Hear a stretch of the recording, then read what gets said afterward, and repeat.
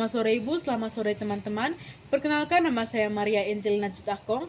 Saya siswi dari kelas 12 IPS 1. Pada video kali ini, saya akan membahas mengenai jurnal penyesuaian dan rasa lajur 10 kolom beserta dengan contoh soalnya.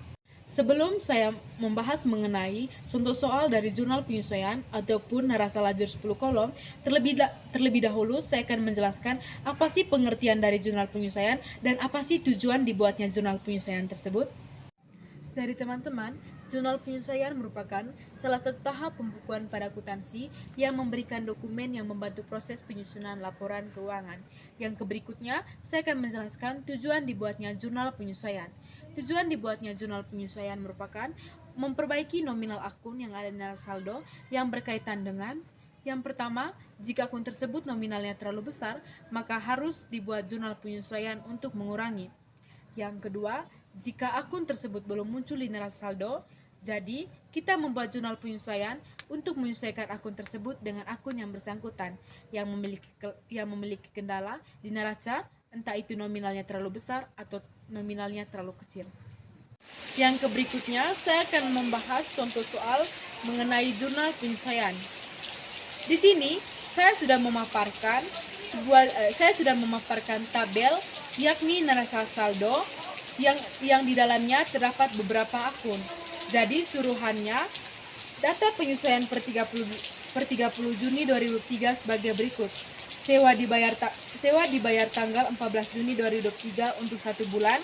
Yang kedua, sisa perlengkapan senilai Rp 400.000. Berdasarkan data tersebut, buatlah jurnal penyesuaian per 30 Juni. Jadi, saya akan menghitung jurnal penyesuaian dari dua suruhan di atas. Jadi, pada video tadi saya sudah menjelaskan atau menyampaikan beberapa pertanyaan-pertanyaan mengenai contoh soal dari jurnal penyesuaian, di mana suruhan pertama sewa dibayar pada tanggal 14 Juni 2023. Jadi di sini pertama-tama saya akan mengerjakan soal pada suruhan yang pertama, di mana suruhan pertama adalah sewa dibayar pada tanggal 14 Juni 2003. Yang pertama, kita harus menghitung selisih tanggal 14 Juni bulan 6 2003 sampai 30 Juni 2023, di mana selisihnya itu biaya sewa sama dengan biaya sekarang. Di sini biaya sewa sama dengan dari tanggal 14 bulan 6 2023 merupakan 14 dibagi 30, di mana 30 merupakan data penyesuaian per 30 Juni 2023 dikali 1.200.000. Kenapa 1.200.000? Pada neraca saldo, akun biaya sewa yang berada pada debit merupakan 1.200.000 dibagi 30 dikali 1.200.000 sama dengan 560. Jadi yang kedua, sewa dibayar di muka, di mana sewa dibayar di muka dari tanggal 30 bulan 6 2003 sampai dengan tanggal 14 bulan 7 2023, di mana selisih dari 30 bulan 6 2003 sampai 14 bulan 7 2003, selisih harinya itu 16 hari, di mana 16 dibagi 30, di mana 30 itu merupakan data penyesuaian per 30 Juni 2003 dikali 1.200.000. Jadi teman-teman, 1.200.000 ini dilihat dari neraca saldo, di mana akun biaya sewa tadi itu merupakan 1.200.000 dari akun debit. Jadi hasilnya itu 640. Pada slide di atas saya sudah memaparkan tabel, di mana tabel ini merupakan perhitungan yang telah saya kerjakan, di mana tabelnya itu memiliki dua akun, biaya sewa dengan sewa dibayar di muka. Biaya sewanya tadi itu 560, tapi dia bukan berada pada debit lagi, tapi dia sudah berada pada kredit. Yang kedua, sewa dibayar di muka, di mana nominalnya itu tetap sama 560, tapi dia bukan berada pada kredit, tapi dia berada pada debit. Yang kedua, saya akan mengerjakan pertanyaan atau suruhan nomor 2, di mana sisa perlengkapan senilai Rp 400.000. Nominal perlengkapan di neraca saldo yaitu Rp 3 juta, di mana pada neraca saldo tadi itu perlengkapan itu berada pada debit dengan nominalnya itu 3 juta. Jadi karena di akhir bulan Juni sisa perlengkapannya itu senilai 400.000, berarti yang hilang sebesar 2.600.000. Kenapa 2.600.000? Karena 3 juta dikurangi 3 juta dikurangi 400, hasilnya itu 2.600.000. Dan perlengkapan yang hilang ini biasanya karena habis dipakai.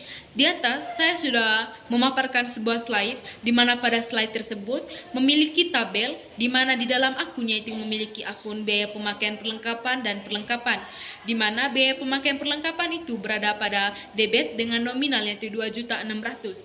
Yang kedua, akun perlengkapan, di mana akun perlengkapan ini nominalnya 2.600.000, dia berada pada kredit. Yang berikutnya saya akan membahas mengenai kertas kerja atau neraca lajur 10 kolom. Yang pertama-tama saya akan menjelaskan pengertian dari kertas kerja 10 kolom atau neraca lajur 10 kolom. Jadi teman-teman, neraca lajur adalah kertas kerja yang berisikan kolom-kolom yang dibuat khusus untuk menghimpun semua data-data akuntansi yang dibutuhkan pada saat perusahaan akan menyusun laporan keuangan yang sistematis. Yang kedua, apa sih tujuan dibuatnya neraca lajur 10 kolom? Dari teman-teman, tujuan dibuatnya neraca lajur 10 kolom, yang pertama, untuk memudahkan penyusunan laporan keuangan. Yang kedua, sebagai media melihat perkiraan yang terjadi dalam kegiatan perusahaan sehari-hari, sehingga pihak manajemen dapat mengontrol setiap pengeluaran perusahaan dan menunjang kegiatan atau operasinya. Yang ketiga, agar lebih mudah menggolongkan dan meringkas informasi dari neraca saldo dan data penyesuaian, sehingga merupakan persiapan sebelum menyusun laporan keuangan yang formal. Yang keempat, mempermudah pencarian kesalahan yang mungkin dilakukan dalam membuat jurnal penyesuaian. Di sini pada slide yang saya sudah paparkan mengenai neraca lajur 10 kolom atau kertas kerja 10 kolom, terdapat beberapa akun di dalamnya. Yang pertama, akun kas pada neraca saldo berada di posisi debit dengan nominalnya itu 40 juta. Dan yang kedua itu berada di NSP atau neraca setelah penyesuaian, nominalnya 40 juta dan berada di debit. Yang terakhir itu dia berada di neraca akhir dengan nominalnya 40 juta berada di debit. Yang kedua, akun piutang yang berada di neraca saldo dengan diposisikan pada debit dengan nominalnya 150 juta. Yang kedua itu dia berada di NSP atau neraca setelah penyesuaian dengan nominalnya juga itu masih sama 150 juta tapi dia berada pada debit. Yang terakhir itu dia berada di neraca akhir dengan nominalnya itu masih sama yaitu 150 juta tapi dia itu berada di debit. Yang ketiga itu akun biaya sewa. Yang pertama berada di neraca saldo dengan posisi debit, nominalnya itu 1.200.000. Yang kedua dia berada di jurnal penyesuaian dengan nominalnya itu 560, dia berada pada akun kredit. Yang ketiga itu NSP atau neraca setelah penyesuaian, dia berada pada posisi debit dengan nominalnya itu 640.000 rupiah. Yang keempat itu dia berada pada laba atau rugi, diposisikan di debit dengan nominalnya itu masih sama pada NSP yaitu 640. Dan yang terakhir itu dia tidak berada di neraca akhir. Akun yang berikutnya itu perlengkapan. Yang pertama itu di neraca saldo dia berada pada posisi debit dengan nominalnya itu 3 juta. Yang kedua itu dia berada di jurnal penyesuaian dengan nominalnya 2.600.000 tapi dia itu berada di kredit. Yang ketiga itu dia berada di NSP atau neraca setelah penyesuaian sebesar 400.000 tapi dia itu diposisikan pada debit. Dan yang keempat itu dia berada di laba atau rugi dengan posisi debit tapi nominalnya 1.200.000. Dan yang terakhir itu di neraca akhir dia berada pada debit dan nominalnya itu 400.000. Akun yang berikutnya itu adalah utang.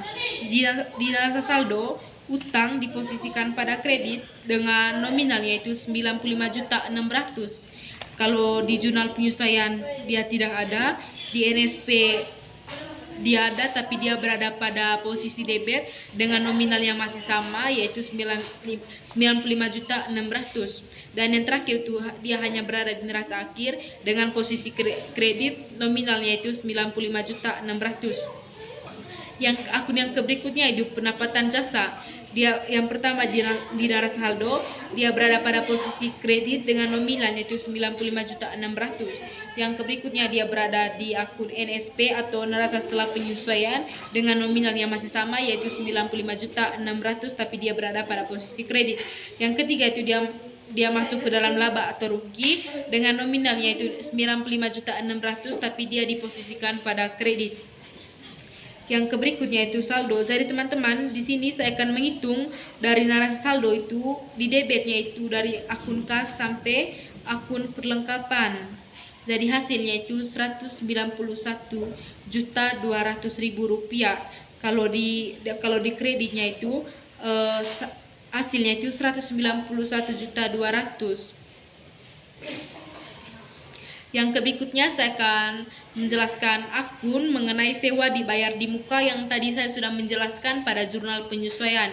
Jadi sewa dibayar di muka itu dia berada di jurnal penyesuaian di mana diposisikan pada debit yaitu 560.000. Yang kedua dia berada di NSP atau neraca setelah penyesuaian, dia diposisikan pada debit dengan nominal yaitu 560. Yang terakhir itu dia berada di neraca akhir diposisikan pada debit dengan nominal yang sama yaitu 560.000 rupiah. Yang berikutnya biaya pemakaian perlengkapan yang telah saya kerjakan pada jurnal penyesuaian tadi, di mana biaya pemakaian perlengkapan ini diposisikan pada jurnal penyesuaian sebesar atau nominal yaitu 2.600.000, tapi diposisikan pada debit. Yang berikutnya NSP atau neraca setelah penyesuaian diposisikan pada debit dengan nominalnya itu 2.600.000. Jadi teman-teman, pada kertas kerja 10 kolom atau neraca lajur yang saya sudah kerja itu, laba atau ruginya itu berkaitan dengan saldonya itu 1.840 di bagian debitnya, kemudian laba atau rugi di bagian kreditnya itu 95.600. Kalau di neraca akhirnya itu di bagian debitnya itu 93.760. Dari teman-teman 93.700 ini merupakan laba, dia merupakan untung. Jadi pada kertas kerja 10 kolom yang saya sudah kerja atau neraca lajur 10 kolom yang saya sudah kerja merupakan keuntungan. Jadi hasilnya itu balance.